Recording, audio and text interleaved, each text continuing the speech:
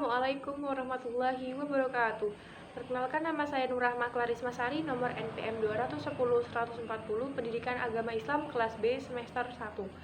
Baik, saya akan mempresentasikan tugas yang ketujuh, Bahasa Indonesia tentang kalimat dan unsurnya.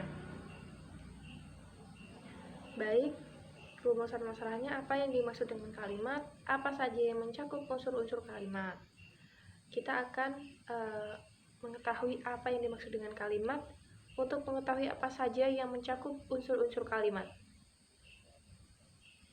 Kalimat adalah satuan bahasa terkecil dalam wujud lisan atau tulisan yang mengungkapkan suatu pikiran yang utuh dan dapat berdiri sendiri. Kalimat umumnya berupa kelompok kata yang sekurang-kurangnya memiliki unsur subjek dan predikat. Jika predikat kalimat itu berupa kata kerja transitif, untuk kalimat yang disebut objek juga harus hadir. Unsur-unsur kalimat yang lainnya pelengkap dan keterangan, kehadirannya bersifat tidak wajib. Kelompok kata pembentuk kalimat dimulai dengan huruf kapital dan diakhiri dengan tanda titik, tanda tanya, dan tanda seru. Namun, ada juga kalimat yang hanya terdiri dari predikat. Satuan bahasa terkecil dan terkumpul, maknanya disebut kalimat. Hal ini dikarenakan pada sebuah kata terkadang tidak dapat mewakili sebuah konsep makna yang utuh. Walaupun satuan bahasa terkecil, kalimat mempunyai makna yang utuh karena dapat berdiri sendiri karena mempunyai pola intonasi akhir. Yang kedua, pola kalimat dasar. Setelah membicarakan beberapa unsur yang membentuk sebuah kalimat yang benar, kita telah dapat menentukan pola kalimat dasar itu sendiri. Nah, ada pola kalimat berdasarkan penelitian para ahli. Pola kalimat dasar dalam bahasa Indonesia adalah yang pertama, KB plus KK, KB plus KS, KB plus KBIL. Yang keempat, KB plus KD dalam kurung plus KB, KB1. Yang kelima, KB1 plus KK plus KB2. Yang keenam, KB1 plus KK plus KB2 plus KB3. Yang ketujuh, KB1 plus KB2. Ketujuh pola kalimat dasar ini dapat diperluas dengan berbagai keterangan dan dapat pula pola-pola dasar itu digabung-gabungkan sehingga kalimat menjadi luas dan kompleks. Baik, yang ke C, jenis kalimat menurut struktur gramatikalnya. Menurut strukturnya, kalimat bahasa Indonesia dapat berupa kalimat tunggal dan dapat berupa kalimat majemuk. Kalimat majemuk dapat bersifat setara koordinatif, tidak setara subordinatif, ataupun campuran koordinatif subordinatif. Gagasan yang tunggal dinyatakan dalam kalimat tunggal. Gagasan yang bersegi-segi diungkapkan dengan kalimat majemuk. Yang pertama, kalimat tunggal. Kalimat tunggal terdiri atas satu subjek dan predikat. Pada hakikatnya, kalau dilihat dari unsur-unsurnya, kalimat-kalimat yang panjang-panjang dalam bahasa Indonesia dapat dikembalikan kepada kalimat-kalimat dasar yang sederhana. Kalimat-kalimat tunggal yang sederhana itu terdiri atas satu objek dan satu predikat. Sehubungan dengan itu, kalimat-kalimat yang panjang itu dapat pula ditelusuri pola-pola pembentukannya.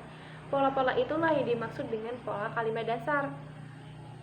Yang B, kalimat majemuk setara. Kalimat majemuk setara terjadi dari dua kalimat tunggal atau lebih. Selanjutnya ada kalimat majemuk tidak setara. Kalimat majemuk tidak setara terdiri atas satu suku kalimat yang bebas dan satu suku kalimat atau lebih yang tidak bebas. Jalinan kalimat ini menggambarkan taraf kepentingan yang berbeda-beda di antara unsur-unsur gagasan yang majemuk. Inti gagasan dituangkan ke dalam induk kalimat, sedangkan pertandaannya dari sudut pandang waktu, sebab, akibat, tujuan, syarat, dan sebagainya dengan aspek gagasan yang lain diungkapkan dalam anak kalimat. Selanjutnya ada kalimat majemuk campuran. Kalimat jenis ini terdiri atas kalimat majemuk tak setara atau bertingkat dan kalimat majemuk setara atau terdiri atas kalimat majemuk setara dan kalimat majemuk tak setara bertingkat 2. D. Ada unsur-unsur kalimat. Yang pertama yaitu ciri subjek. Subjek merupakan bagian kalimat yang menunjuk perilaku pelaku, tindakan, keadaan, masalah, atau segala sesuatu hal yang menjadi pokok suatu pembicaraan dan dapat diterangkan oleh predikat itu sendiri. Fungsi subjek ini dapat diisi oleh kata benda atau frasa nomina, klausa, maupun frasa verbal. Contoh, dosen suka membaca. Contoh yang kedua, kursi dosen bagus.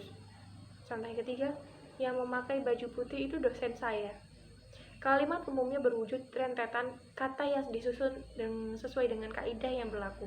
Setiap kata yang disusun sesuai dengan kaidah yang berlaku, setiap kata termasuk kelas atau kategori kata dan mempunyai fungsi dan kalimat pengurutan rentetan kata serta macam kata yang dipakai dalam kalimat menentukan pula macam kalimat yang dihasilkan.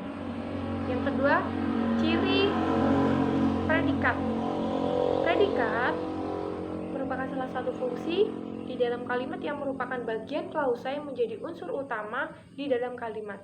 Predikat dalam bahasa Indonesia dapat berubah berupa kata kerja verba atau kelompok kata kerja frasa verbal, kata sifat adjektiva atau kelompok kata sifat frasa adjektival atau kata benda nomina atau kelompok kata benda frasa nominal. Letak predikat lazimnya berada di sebelah kanan predikat. Selanjutnya, ciri objek.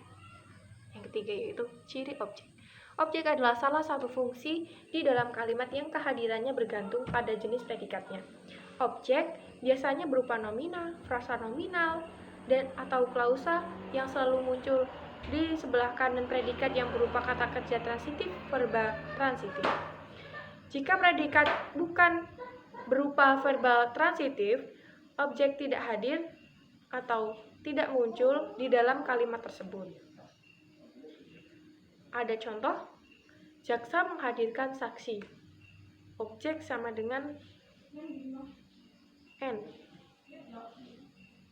Nomina. Contoh yang kedua, ketua MPR menghadiri pelantikan para gubernur. Objek sama dengan frasa nominal. Di atas contoh telah disebutkan bahwa objek merupakan salah satu fungsi yang kehadirannya bersifat wajib.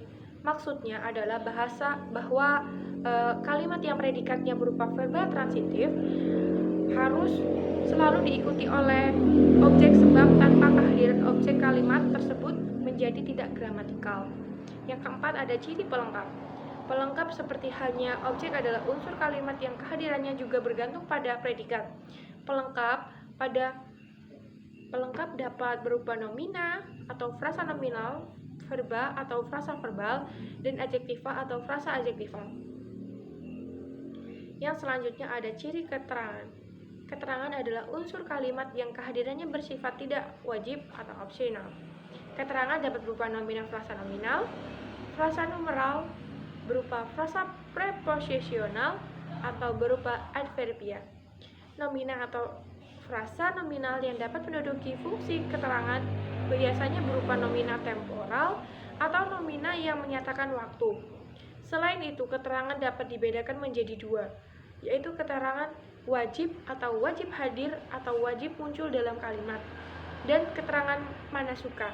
Keterangan wajib merupakan bagian dari predikat, sedangkan keterangan manasuka bukan bagian dari predikat. Keterangan manasuka merupakan keterangan yang sejajar dengan subjek predikat. Baik, itu saja penjelasan dari saya. Apabila ada kesalahan, mohon dimaafkan. Kesimpulannya, kalimat dalam bahasa Indonesia memiliki struktur yang berbeda-beda sesuai dengan jenis kalimatnya.